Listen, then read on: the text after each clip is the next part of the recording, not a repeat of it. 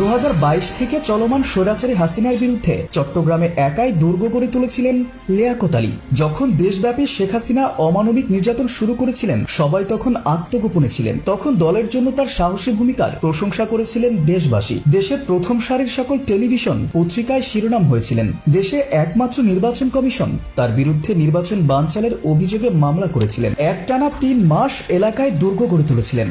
আইন শৃঙ্খলা বাহিনীর যৌথ অভিযানে শতাধিক গাড়ি বহর ও শত শত পুলিশ গোয়েন্দা বাহিনী তাকে গ্রেফতার করতে পারেনি। বারবার ব্যর্থ হয়েছিলেন জনগণের প্রতিরোধের কারণ তিনি এলাকায় প্রচুর জনপ্রিয়। 2023 সালের পর চট্টগ্রাম তথা দক্ষিণ জেলার সিনিয়র নেতারা আত্মগোপনে চলে গিয়েছিল। তখনও একাই লড়াই করেছেন তিনি। মামলায় খেয়েছেন অসংখ্য, নির্ঘুম ও আতঙ্কের রাত কাটিয়েছেন। তারপরও দলের সকল কর্মসূচি বাস্তবায়ন করেছেন। 2022-23 সালে বিএনপির এক দফা আন্দোলনে লিয়াকতের ভূমিকার জন্য তাকে দক্ষিণ জেলা বিএনপির শীর্ষ পদে প্রয়োজন।